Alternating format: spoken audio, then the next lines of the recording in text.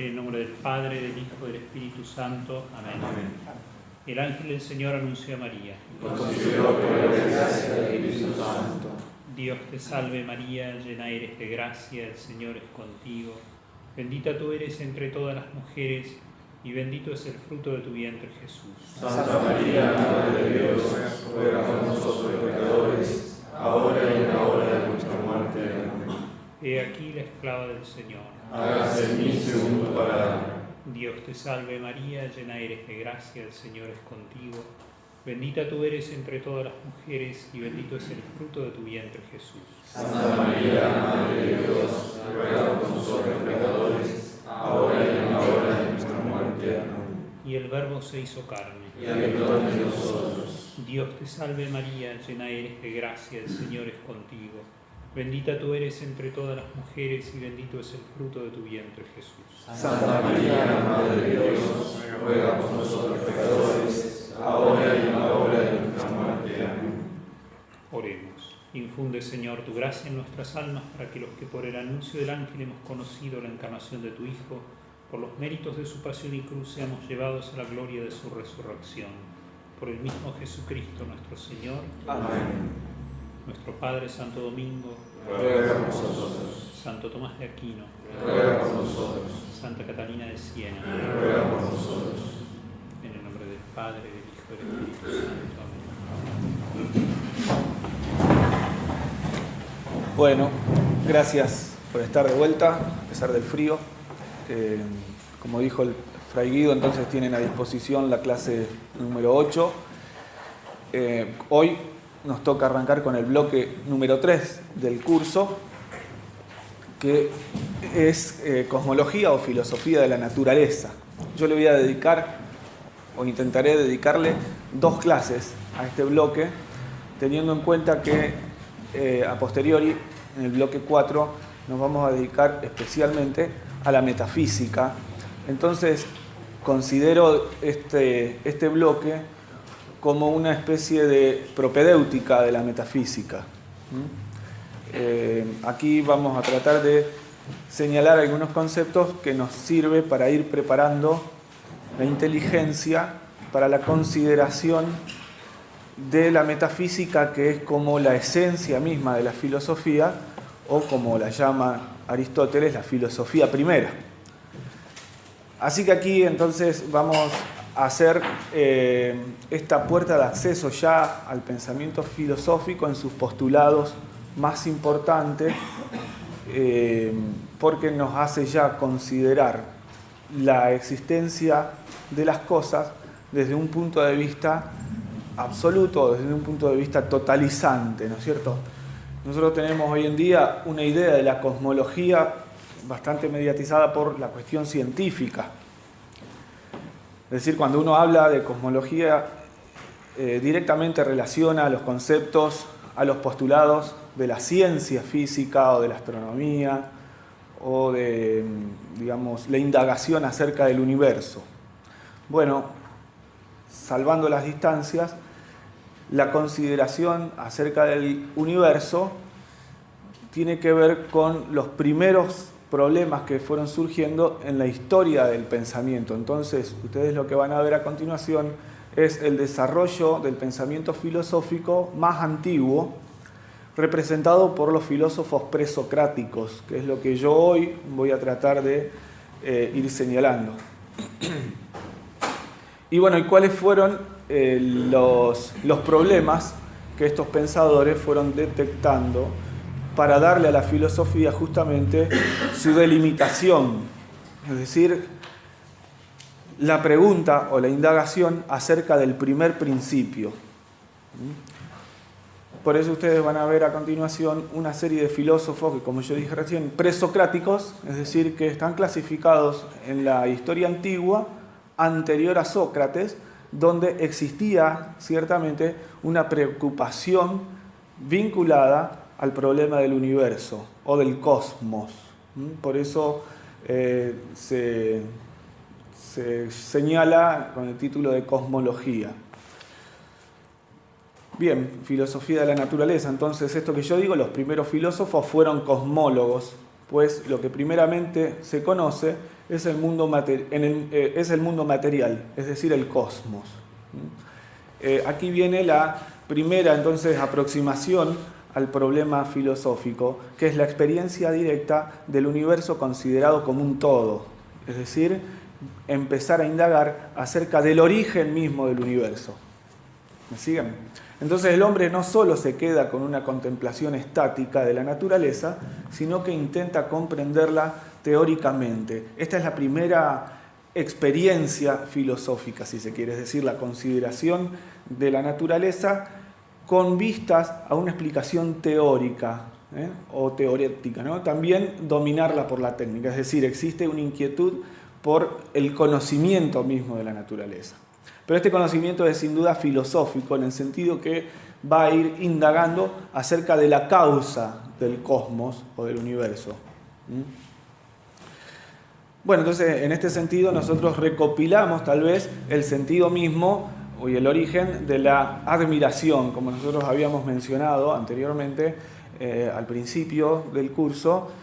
Movidos por la admiración, los hombres comienzan a filosofar. Y es en el contacto con la naturaleza misma que surge entonces esta experiencia espiritual que eleva el alma frente a la expectación, digamos, del orden de las cosas reales, ¿no? La admiración surge cuando el hombre contempla el universo como una totalidad. Esta idea de totalidad es muy específica de la filosofía porque delimita justamente, o si se quiere, configura el objeto formal, digamos, de la filosofía, que es el conocimiento de las cosas desde un punto de vista universal. Es decir, el filósofo va a ir indagando acerca del fundamento mismo de las cosas reales. Yo tomo esta cita entonces de Aristóteles para reforzar esta idea de la admiración. Pues los hombres comenzaron siempre a filosofar movidos por la admiración. Al principio, admirados ante los fenómenos sorprendentes más comunes, luego avanzando poco a poco y planteándose problemas mayores, como los cambios de la luna y los relativos al sol y a las estrellas y a la generación del universo. Continúa Aristóteles, pero el que se plantea un problema o se admira, reconoce su ignorancia. Por eso también el que ama los mitos es en cierto modo filósofo, pues el mito se compone de elementos maravillosos. De suerte que si filosofaron para huir de la ignorancia, es claro que buscaban el saber en vista del conocimiento y no por alguna utilidad. Y así lo atestigua lo ocurrido, pues esta disciplina comenzó a buscarse cuando ya existían casi todas las cosas necesarias al descanso y al ornato de la vida. Es decir, que no existe una inquietud particular por el conocimiento o un interés mezquino en conocer el fundamento del cosmos, sino justamente en vista del conocimiento total y, digamos, desinteresado del mismo universo, ¿no? Cuando este conocimiento se va convirtiendo en un saber científico, surgen las ciencias experimentales relacionadas con la naturaleza y la cosmología. Luego, es decir, una vez que el hombre va conociendo los fundamentos racionales o filosóficos del orden natural, ya busca, digamos, en una indagación posterior el conocimiento más bien científico, que tiene que ver con una consideración más particular de las cosas. Es decir, que la diferencia entonces entre el conocimiento filosófico de la naturaleza y el conocimiento científico de la naturaleza tiene que ver con el enfoque ¿no? O lo considero desde un punto de vista universal o totalizador, y allí penetro, digamos, en el ámbito de la filosofía de la naturaleza, o lo considero desde un punto de vista parcial y ya me dedico más bien a hacer una ciencia de la naturaleza. ¿Se entiende? Bueno, es necesario contemplar el mundo para rescatar en uno esta consideración filosófica o esta admiración. Por eso el conocimiento del orden natural necesita permanentemente el contacto con las cosas reales. Yo propuse algunas imágenes justamente que he ido tomando así un poco al azar para destacar un poco la necesidad del hombre de volcarse hacia la realidad misma, ¿no? De donde surge la indagación filosófica o la verdadera admiración, ¿no? Es una tarea muy cotidiana para la persona que se maravilla o queda, digamos, con la experiencia de lo inefable, ¿no es cierto? Como que queda arrobado frente a lo maravilloso o aquello que escapa incluso a la posibilidad de describirse con palabras. Por eso por ahí mirar el universo o mirar un paisaje revela un poco la profundidad que tiene cada cosa. Esta es la mirada que han usado los filósofos de todos los tiempos, es decir, una mirada desinteresada, como dice Aristóteles, y que tenga a la realidad como objeto. Nosotros por ahí los paisajes o, digamos, las cosas del orden natural, por ahí como que se nos pasan de largo, ¿no? Estamos más acostumbrados a mirar las cosas de manera fugaz. Pero la actitud, digamos, filosófica, que abre un poco el abanico de la posibilidad de la consideración de la filosofía de la naturaleza, tiene que ver con un quedarse mirando simplemente. Es un poco contradictorio, digamos, proponer imágenes visuales de cosas tan reales. En realidad la experiencia tiene que ver con ser capaces de detenerse frente a la misma realidad. Estas imágenes que yo elegí son de Argentina, digamos, son cercanas, algunas le puede resultar familiar, y tiene que ver con eso, con que no necesitamos alejarnos demasiado para encontrarnos con lo inefable que hay en el universo, ¿no es cierto? Por eso, bueno, aunque esto es una imagen artística, recrea un poco la idea de lo que yo quiero referirme, ¿no? El contacto con las cosas naturales, entonces, con los elementos, con aquello que la realidad misma quiere revelar.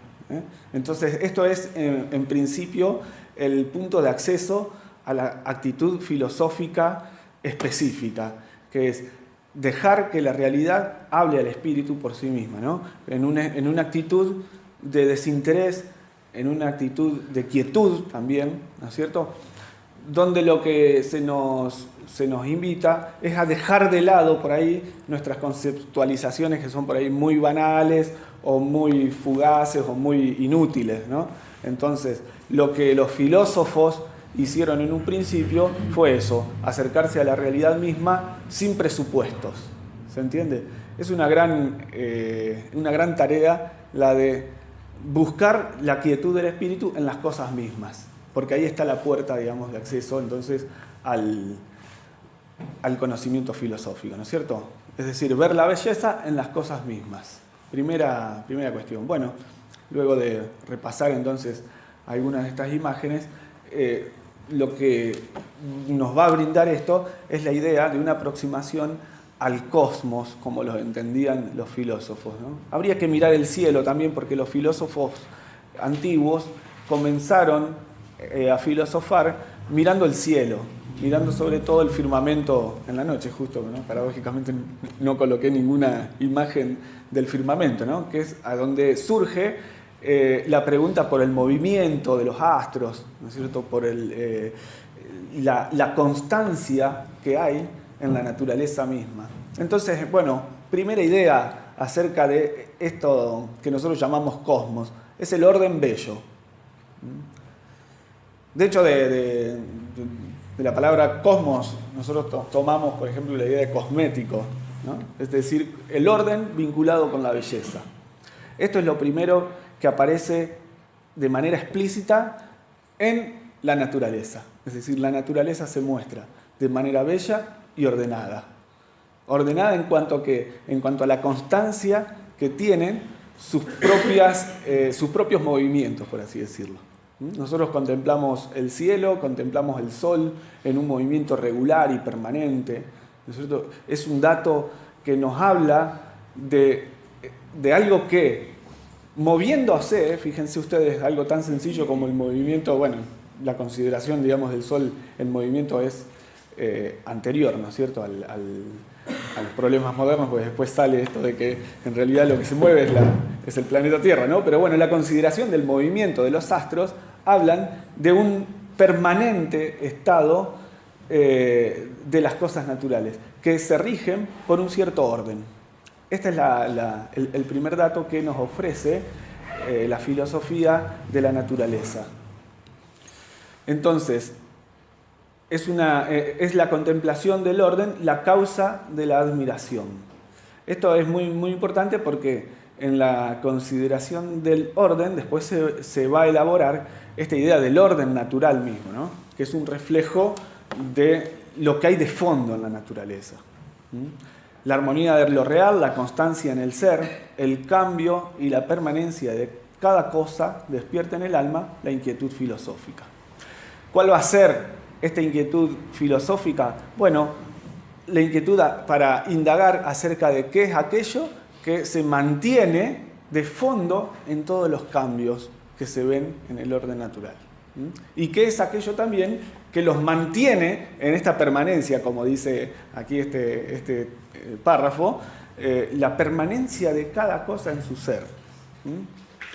Esta consideración, digamos, entonces es como la propedéutica a todo el planteo de la filosofía misma. La experiencia, conserven esta idea, ¿no? La experiencia del cambio y de la permanencia de las cosas. Y entonces la pregunta sería, ¿cuál es el fundamento de que las cosas cambien o que permanezcan en su esencia, digamos, ¿no? Si yo contemplo, un árbol, yo lo voy a ver crecer al árbol, y en la medida que lo veo crecer, estoy percibiendo que en él hay un cambio que está sucediéndose dentro de su misma estructura, digamos, dentro de su misma esencia. Bueno, hay un principio del cambio que está colocado en cada cosa de la naturaleza. Y otra cosa más, todas las cosas de la naturaleza están sujetas a ese proceso.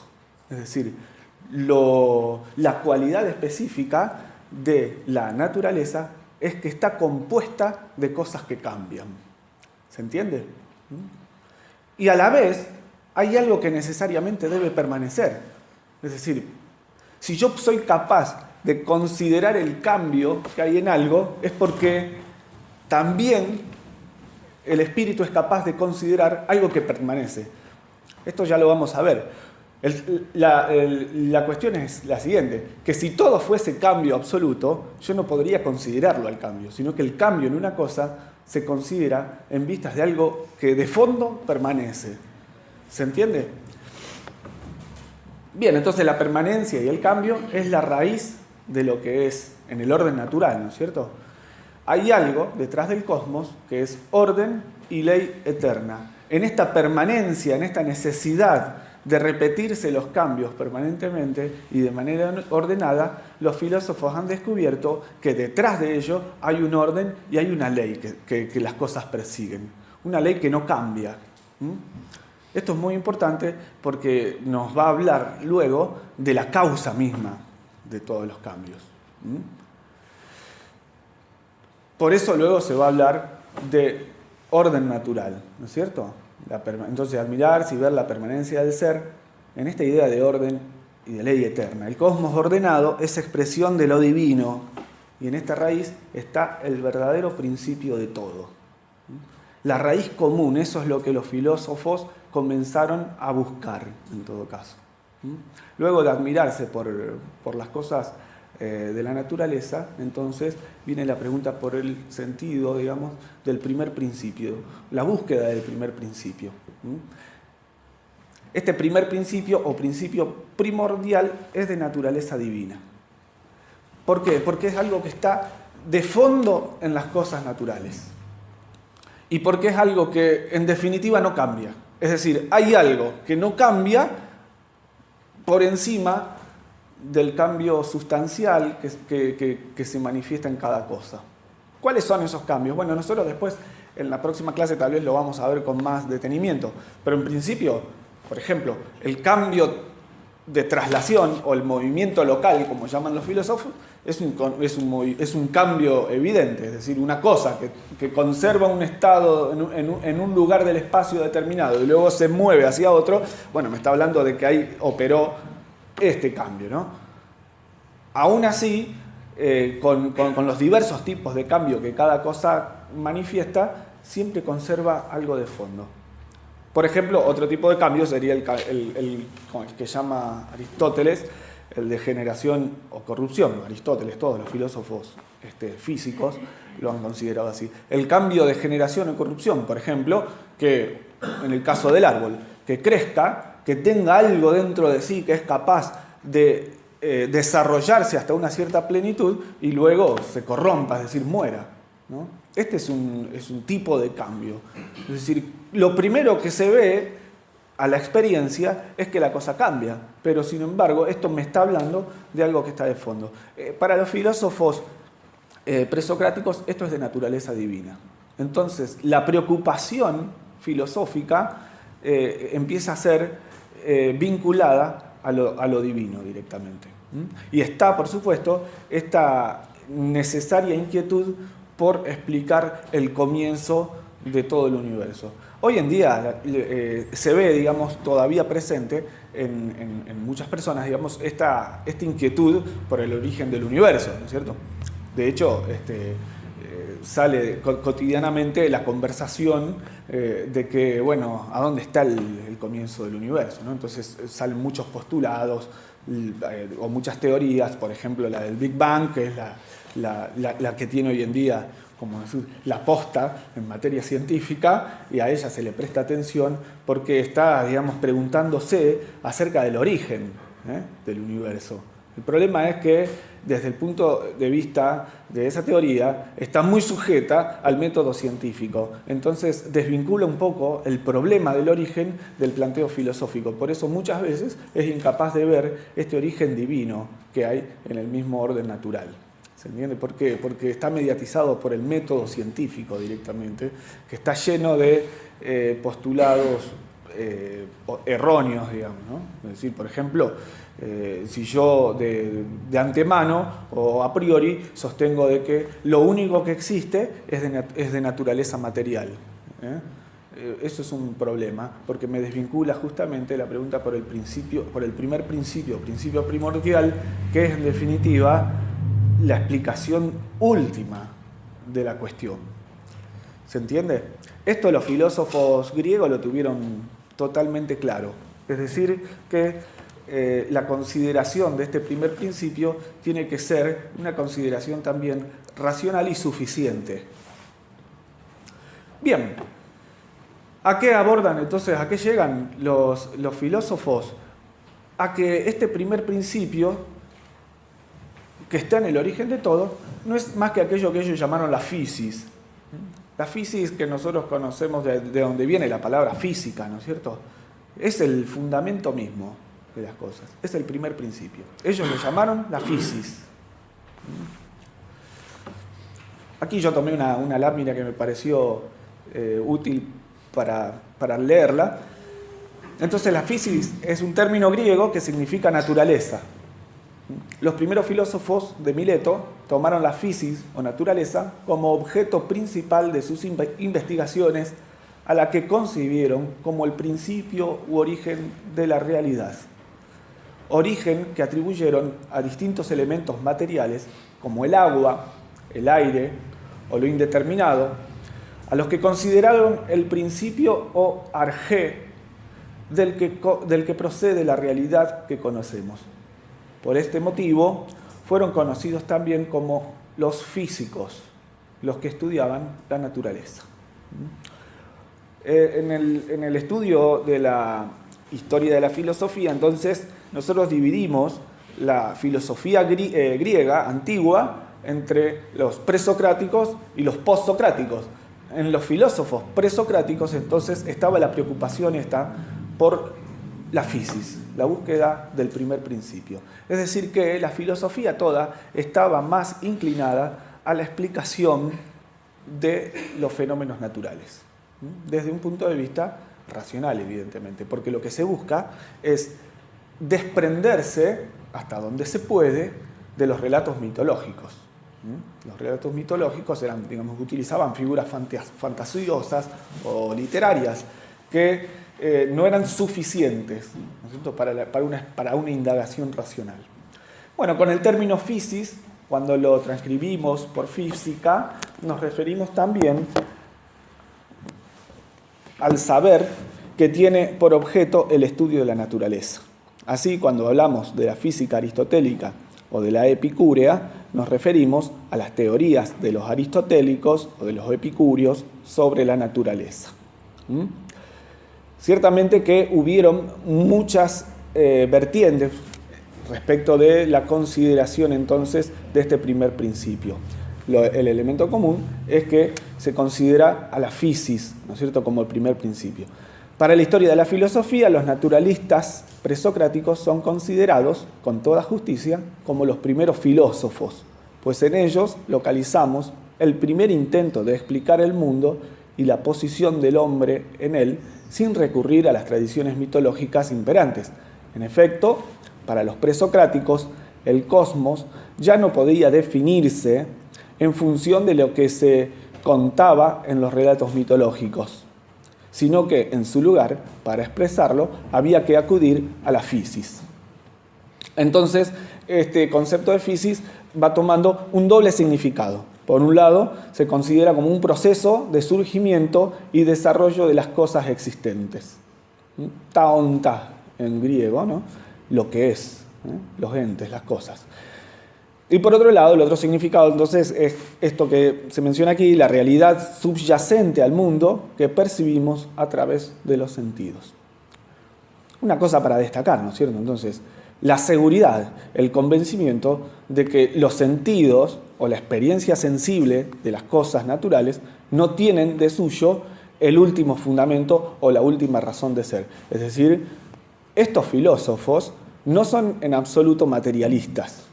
Es decir, la consideración es que los entes materiales hablan de algo que está de fondo. Esto es importante. Si tenemos en cuenta entonces estos dos significados, entendemos por qué para los presocráticos preguntarse por la physis era preguntarse por el argé. El argé, otro término griego, se entiende como origen y fundamento de la realidad.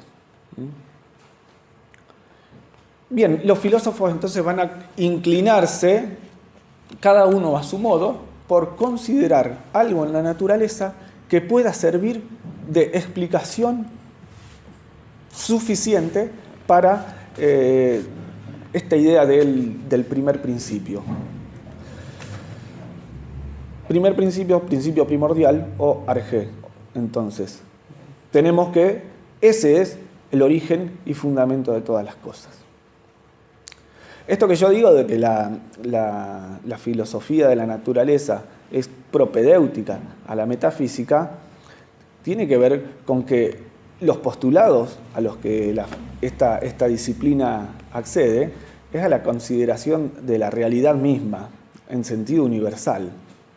Es decir, no es ciencia en el sentido moderno, que es reduccionista, digamos.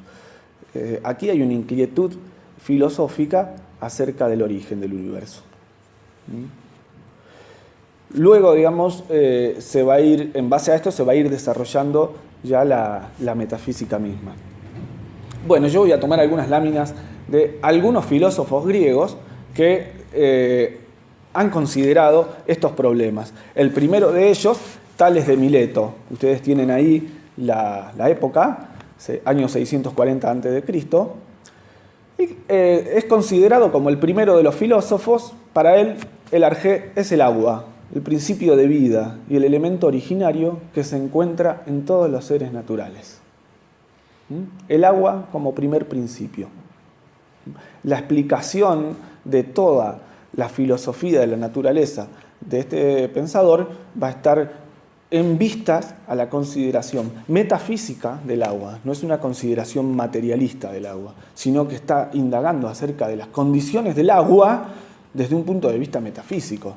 Es decir, no lo está considerando como un elemento separado, sino que es el sustrato de fondo que hay en todas las cosas naturales. El hidros, ¿no es cierto?, en griego, de agua.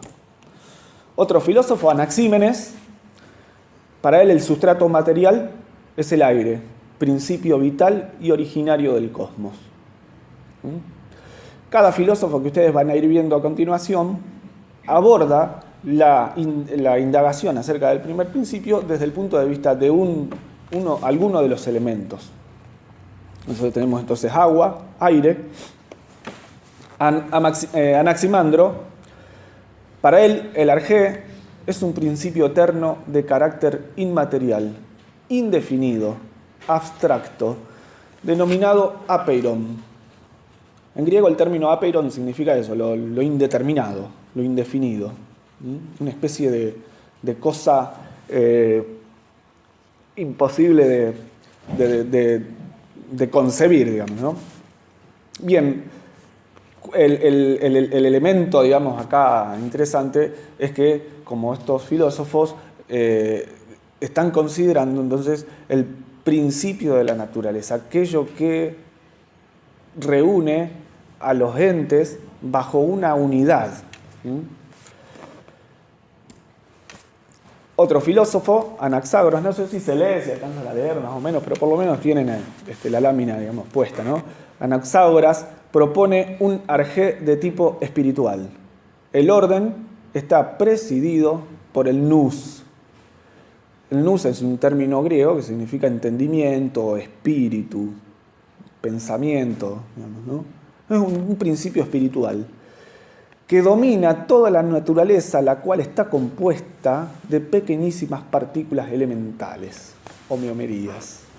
Las partículas elementales están todas unidas por este principio espiritual, el nous, o el espíritu, podría decirse directamente, ¿no? Bien, una especie de cuadrito también que yo tomé, porque me parece que sirve para recopilar un poco lo que venimos viendo. Entonces, ¿qué tema preocupó inicialmente a los filósofos? La fisis, que es la explicación del cosmos, del devenir o del cambio, ¿cierto? Y la consideración de la materia eterna, ¿no? A nosotros la palabra materia nos resulta confusa. Para los griegos no era confuso. Es decir, hablar de materia era hablar del componente último del orden natural. ¿Qué querían descubrir en la fisis? Bueno, el origen, o el arjé, el origen, el sustrato o la causa. Así se han dividido en dos clases de filósofos, los monistas o los pluralistas. Los monistas se llaman aquellos filósofos que postulaban un primer principio único a partir de un elemento determinado. En cambio, los pluralistas reunían en el primer principio una variedad de elementos. Otro filósofo griego, presocrático, Empédocles, para él el arjé lo constituyen los 4 elementos: la tierra, el agua, el aire y el fuego. El modo en que se relacionen estos 4 elementos van a producir la variedad y el cambio en las cosas naturales, a partir de un proceso de relación entre contrarios, ¿no es cierto? Habría que poner otro grafiquito más o menos que ordene los 4 elementos según la consideración de lo húmedo con lo cálido con lo frío, o lo frío con lo húmedo, lo seco con lo cálido. Así tenemos el fuego, por ejemplo, es la combinación entre lo seco y lo cálido. En cambio, la tierra es la combinación entre lo húmedo y lo frío. Bueno, bien, lo que se busca en sí es el origen del universo, explicado a partir de estos elementos. Así más o menos rápido, ¿no es cierto? Vamos repasando un poco todos estos filósofos que son muy interesantes y que sirvieron muchísimo para el desarrollo de la filosofía posterior o de la metafísica misma. Entonces tenemos a Heráclito de Éfeso, que para él el arjé es el fuego. El universo es fuego eterno que conforme a cierta medida y proporción se enciende y se apaga. Ahí explicando un poco esta cuestión del cambio permanente que hay en las cosas. Otro de los más destacados, Pitágoras. Para Pitágoras, es un gran matemático, muchos los habrán estudiado, se acordarán de él en matemáticas, el teorema de Pitágoras. Para Pitágoras, el arjé es el número. Todos los seres se reducen a números y todo el conjunto de la fisis se compone en última instancia de números los cuales explican toda la realidad. ¿Qué es lo que señala Pitágoras? Es que en definitiva las cosas naturales son capaces de ser reducidas a números, a cálculos, a medirse.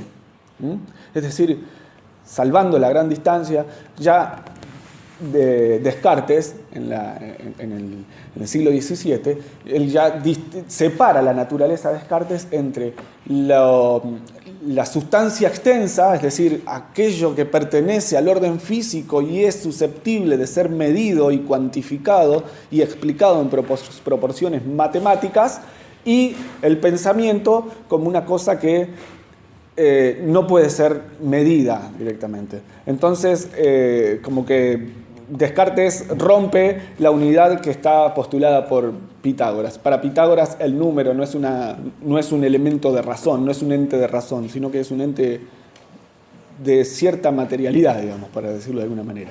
No es un ente de razón, sino un componente primordial de la naturaleza. Para Pitágoras el número es una entidad metafísica. ¿Se entiende? Bueno, entonces, para ir resumiendo, ¿no es cierto? El arjé es el origen o principio del que surge el universo, el sustrato material que hace de soporte y causa, modo de ser del universo. Sustrato y causa. Ahí está el primer punto de apoyo de todo el pensamiento filosófico. La idea de sustrato o de subsistencia, aquello que está de fondo presente en todas las cosas, como causa. Aquello que es capaz de poner en el ser a todas las cosas del orden natural. Y que además, como es capaz de poner en el ser a las cosas naturales, es su razón de ser, además. Es decir, es el sentido mismo del orden natural. Hay algo de fondo que es el sentido mismo del orden natural. ¿Se entiende? Bueno, un breve concepto de arjé. Entonces, el término griego, también transcrito como arjé y como la transcripción castellana, digamos, ¿no es cierto? Ustedes si lo ven, está escrito arjé con J o arché, digamos, con CH, que viene a significar etimológicamente principio, fundamento, comienzo, y que fue utilizado por los primeros filósofos para referirse al elemento primordial del que está compuesta o del que deriva toda la realidad material. Muy bien. Habiendo repasado entonces este recorrido por los filósofos presocráticos, hay que hacer algunas consideraciones de fondo. Aquí aparece el problema del devenir, que es el primer problema o postulado filosófico con el que el pensamiento empieza a renegar, por así decir. Es decir, ¿cómo es que existe aquello que cambia? ¿Y qué fundamento tiene? Porque, bueno, para uno puede no significar mucho, pero en realidad hay menudo problema en la explicación del movimiento. Tradicionalmente la cosmología tomó como punto de partida el análisis del movimiento de los cuerpos, en otras palabras, el devenir cósmico. Así surge la filosofía presocrática que desemboca en el problema del devenir, del fieri, del hacerse. Es decir, la naturaleza tiene la posibilidad de hacerse a sí misma. Esta es la cosa, ¿no?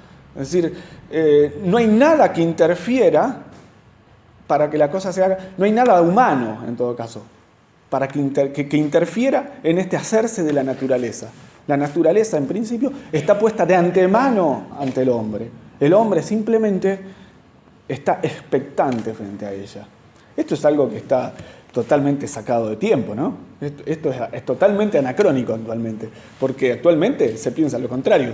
Es decir, es el hombre el que es capaz de hacer la naturaleza misma y en su potencia cognitiva es capaz de construirla y modificarla a gusto y placer, ¿no? Aquí la actitud es totalmente distinta. Es decir, la naturaleza tiene la potencia en su flujo constante de hacerse a sí misma, ¿no? Del flujo constante de los elementos naturales, de los fenómenos naturales. ¿Se entiende? Bien, entonces en este problema de la consideración del cambio, nosotros tenemos a dos grandes exponentes del pensamiento, como fueron Heráclito de Éfeso y Parménides de Elea. Entre estos dos filósofos, digamos, se va a elaborar toda la la consideración metafísica del cambio, sobre la base de estos dos filósofos. Para Heráclito, para decirlo resumidamente, para Heráclito la physis era el devenir puro, es decir, el cambio en las cosas es la misma naturaleza. Todo es absolutamente devenir, todo está en proceso de cambio. Entonces tuvo una percepción aguda de la banalidad y fugacidad de cuanto existe, concluyendo que todo está en perfecta mudanza, todo cambia o todo fluye. Estos dos términos son bien específicos del pensamiento de Heráclito. Todo cambia, todo fluye. Claro que no es el cambio como nosotros el todo fluye actual. Aquí en Heráclito el todo fluye tiene un fundamento de fondo, ¿no? Sin embargo, asentó un problema grave, porque si todo fluye, porque si nada está desde algún punto de vista en estado de estabilidad, ¿qué pasa con el pensamiento? Si todo fluye absolutamente, el pensamiento no sería capaz de mencionar las cosas. Porque cuando yo digo la palabra árbol, lo que el pensamiento hace es como detener la cosa bajo una idea y de alguna manera atraparla y sustraerla al cambio. Porque cuando yo hablo de un álamo, no estoy considerando que está cambiando esa idea, sino que de alguna manera yo la estoy sujetando bajo una idea de permanencia. Bueno, aquí viene entonces el postulado de fondo que tienen estos filósofos. Otra idea entonces de Heráclito. Nada de cuanto existe es. Nada de cuanto existe es. Al momento siguiente igual a sí mismo. Ni el mundo ni nosotros somos permanentes. Dice que la existencia es como la corriente de un río en cuyas mismas aguas no podemos bañarnos dos veces. Dice Heráclito, nadie puede bañarse dos veces en el mismo río, porque una vez que entró y salió, ya el río no es el mismo. Bien, la consideración entonces de la naturaleza como en un estado de permanente cambio. En cambio, Parménides es la oposición absoluta a Heráclito. Parménides dice que para que algo fluya es preciso que haya antes ese algo, es decir, un ser en sí, un substrato permanente. Para que algo cambie es necesario que cambie respecto de algo, porque si cambia absolutamente, ni siquiera nos podríamos dar cuenta. ¿Se entiende? Si yo quiero considerar el movimiento local, lo estoy considerando respecto de algo que está quieto. Si no, ¿cómo puedo medir? A ver, si lanzo una bola de acá hasta allá, pero tiene que existir el acá y el allá. Si no podría tener fundamento ese mismo cambio. Bien, esto es alguna de las ideas que tiene Parménides respecto a ese problema. La razón nos pone en contacto con ese algo, con la inmutabilidad de las ideas. Pero, ante todo, con la idea que es base de las demás, la idea de ser, por lo que nos hacemos cargo de todo lo que es. Para contraponer absolutamente los postulados de Heráclito, Parménides va a decir, absolutamente no hay cambio. Lo único que hay es el ser. Y el ser es la razón suficiente de todas las cosas. Es decir, lo que es lo único que hay. ¿Se entiende? Esto lo va a llevar a extremar esta idea de ser, en el sentido de que a partir de Parménides nosotros vamos a tener una consideración del ser de una manera ya puramente metafísica. Y las conclusiones, por así decir, de Parménides van a cimentar todo el pensamiento occidental, toda la metafísica occidental, sobre esta idea de que solamente hay ser y nada más. Una imagen del cosmos, ¿no es cierto?, para recrear la visual. Solo hay ser, y la oposición absoluta, que es la nada. Esta es la propedéutica de la metafísica. Solo hay ser y lo demás nada.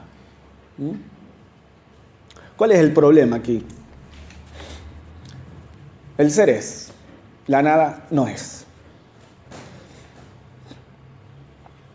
Dice Parménides que la nada ni siquiera se puede pensar. El no ser ni siquiera se puede pensar. El ser es aquello que el pensamiento puede expresar.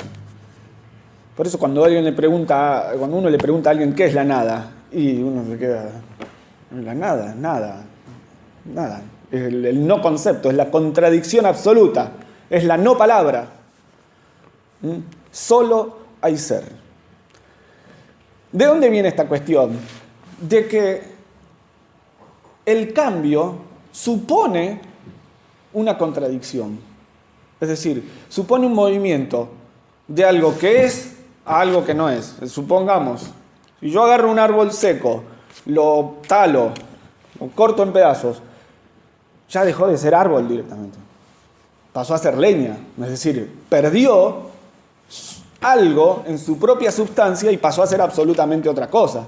Y más si yo agarro esa leña y la prendo fuego y hago un fogón, evidentemente los elementos, los materiales de los que está compuesto se pierden, se desintegran absolutamente.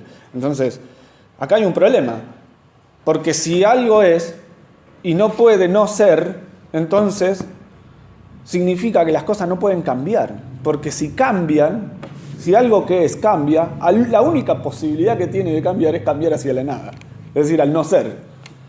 Es decir, a ver si me siguen, ¿no? El ser es y la nada no es. No hay posibilidad de punto medio. Esto que yo digo antes, ¿no? El ser es la razón de ser, la nada no es en absoluto. ¿Qué significa? Que no puede cambiar el ser, porque si fluctuaría hacia la nada, que no tiene otra alternativa. Si yo digo el ser cambió, ¿hacia qué cambia? Y hacia la nada, si no hay un segundo ser. Si hubiese un segundo ser, sería un no ser, o sea, una contradicción. ¿Me siguen? Es decir que, para Parménides, el ser está como atado en sí mismo, no puede cambiar, porque si cambia se aniquila. Porque la única alternativa que tiene es la nada. No hay otro camino, no hay una segunda vía. Entonces, para Heráclito era, por ejemplo, el cambio era una evolución, por ejemplo, no sé, un cachorro que pasa a ser un perro. Sí. ¿A eso se refiere Sí. Heráclito? Heráclito a lo que se refiere es que las cosas cambian conservando algo de fondo. Lo que cambia, para Heráclito había un elemento primordial de fondo que es el fuego. Y el fuego era, como elemento primordial, la explicación de todo ese puro devenir. Pero Parménides va más allá de la cuestión. Es decir, aun cuando en Heráclito la naturaleza fluctúa conservando de fondo un elemento común como es el fuego, Parménides dice directamente que no hay posibilidad de cambiar. Es decir, que la consideración del cambio es una consideración confusa en realidad. En realidad no hay cambio, lo que dice Parménides. Acá, digamos, el postulado fundamental es el que nosotros vamos a ir arribando ahora, que el ser mismo es la razón de ser de todo. Y las cosas materiales tienen una razón de ser problemática. Es decir, los entes materiales o sensibles, las cosas sensibles, no tienen razón suficiente. Esto es lo que va a decir Parménides. Por esto, ¿no? Hay pura contradicción. El ser, entonces, es lo que hay y el resto es nada, ¿no? ¿Cuál es, digamos, el punto de arribo definitivo al que llega Parménides? Es que, como el ser no tiene posibilidades, no tiene alternativas, entonces necesariamente es eterno. Porque si no fuese eterno, cambiaría. Es decir, si algo muere, entonces deja de ser. Y esto no es posible. Por lo mismo es uno, porque no tiene otra alternativa. Como no hay un segundo ser hacia el cual puedo cambiar, necesariamente es uno. Entonces el ser es eterno, es uno, es infinito, por lo mismo, ¿no? Porque la finitud es considerada para los filósofos griegos como un acabamiento, un límite, digamos, ¿no? Una contradicción interna de las cosas, ¿no? Entonces, como el ser no puede cambiar, entonces es infinito. Por lo mismo es ilimitado, ¿no? Esta idea del ser como perfección pura es el punto de apoyo de toda la metafísica, sobre todo de Platón, y de ahí, de todo el pensamiento cristiano, porque el pensamiento cristiano, en sus primeros siglos, toda la patrística, por ejemplo, está apoyada en Platón, en la consideración de del ser eterno, la consideración del ser eterno. Y estos atributos que salen del pensamiento parmenídeo son los que van a regir toda la metafísica. Aristóteles va a mostrar y va a explicar el cambio desde una consideración mucho más aguda, eso es cierto. Pero por lo menos Platón, agarrándose de esta definición parmenidia, dice que solamente es ser lo que es divino, es decir, lo que está separado del mundo, lo que está por encima del mundo. Ustedes, alguno recordará que el pensamiento platónico divide el orden natural en dos universos separados, o dos órdenes distintos, ¿no? El orden de las ideas y el mundo sensible. Lo realmente real son las ideas, es decir, el mundo donde rigen estos principios del ser. Lo eterno, lo uno, lo infinito, lo ilimitado, lo perfecto. Esa cualidad la tienen solamente las ideas que pertenecen al mundo de lo divino. Eso en Platón está totalmente definido. El problema de Platón es que él no va a dar fundamentos suficientes para explicar el mundo sensible. De esto la patrística se tomó con mucho provecho. De hecho, por ejemplo, San Agustín dice, en sus confesiones, dirigiéndose a Dios, diciendo: tú eres el que es y yo soy el que no soy. Tú eres el que es y yo soy el que no soy. Esta idea de que lo sensible no tiene consistencia ontológica sino a partir del ser. Esta es la puerta de acceso a todo el pensamiento metafísico. Solamente hay ser y no hay otra posibilidad. ¿Se entiende? Esto es lapidario, por así decirlo, ¿no? Es contundente.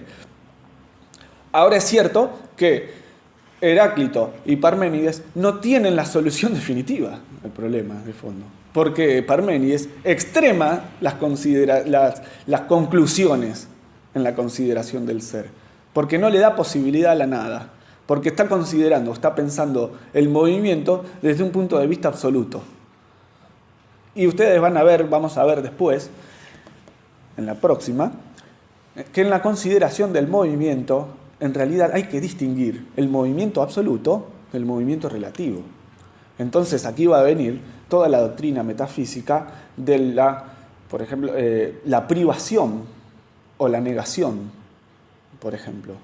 Si algo no es una cosa determinada, pero puede ser otra, es decir, porque tiene dentro suyo la posibilidad de cambiar desde el punto de vista natural, es porque no cambia, porque está privado momentáneamente de esa posibilidad. Pero ni bien tenga la posibilidad de cambiar, lo puede hacer.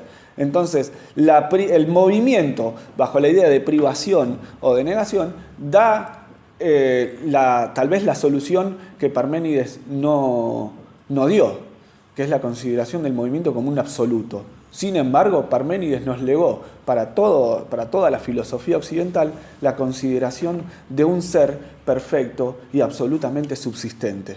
Un ser que está presente de manera infinita en todas las cosas y que no puede dejar de ser. Esto es lo que da el punto de acceso al pensamiento de la metafísica cristiana, sobre todo, como dice Étienne Gilson, que es un filósofo francés del siglo pasado. En esta consideración del ser parmenidio está vinculada toda la metafísica del Éxodo, en aquello que Dios mismo le revela a Moisés cuando dice, yo soy el que soy. Cuando Moisés le pregunta a Dios, ¿y quién eres tú? ¿A quién diré, no es cierto, que eres? Él dice, yo soy el que soy. Entonces, está puesta esta consideración del ser como un absoluto respecto de las cosas materiales que son totalmente inconsistentes o insuficientes. Es decir, Dios viene a ser el ser y nada más que eso. Nada más que el ser. Solamente hay ser. Las criaturas van a tener una existencia absolutamente distinta. Es decir, desde el punto de vista metafísico, va a haber que indagar, digamos, ¿no es cierto?, profundamente, para poder dar razón de las cosas sensibles. Y aquí está la riqueza. Y aquí está una clave importantísima, que es que, en realidad, Dios es lo absolutamente real. Y las cosas sensibles no lo son. Bueno, eso es lo que nosotros vamos a ir viendo, ¿no es cierto? Aristóteles ciertamente que resuelve la cuestión, absolutamente, sí, porque hace muchas distinciones respecto de los tipos de cambio que las cosas pueden sufrir. Y, sobre todo, esta idea de que aún cuando las cosas pueden cambiar, por ejemplo, de tamaño, de peso, de estado en el tiempo o en el espacio, aún conservan todavía la esencia de su propio ser. Esto lo vamos a ver en la clase siguiente y sobre todo en la metafísica, ¿no? Pero, en principio, la física o la filosofía, la cosmología, comienza por la consideración de la naturaleza y la indagación acerca del primer principio. Yo hice un repaso, digamos, un poco rápido, veloz, sobre cada uno de los filósofos presocráticos y me parece terminar en Parménides es como la clave porque me deja abierta la posibilidad a la consideración del cambio, el primer tema de la cosmología. En realidad, el tema de la cosmología o de la física filosófica es la consideración del cambio. En realidad, ese es el problema de la filosofía de la naturaleza, que es la consideración metafísica o filosófica del ente móvil, es decir, de aquellas cosas que pueden cambiar. Entonces, a tema continuado viene ya la consideración del cambio. Les adelanto, digamos, por así decir, entonces, que el que da la solución al problema es Aristóteles. Es Aristóteles. Y toda la tradición peripatética, ¿no es cierto?, que continúa el pensamiento del realismo aristotélico. Aún así, la influencia de Parménides y de Platón en el pensamiento patrístico es directo, digamos, ¿no? Por esto que yo vengo diciendo que Dios termina siendo la existencia plena y absoluta, lo realmente real. En realidad, el problema no está en demostrar la existencia de Dios, sino en demostrar la existencia de las cosas. Ahí está el problema, ¿no? Bueno, los dejo aquí nomás.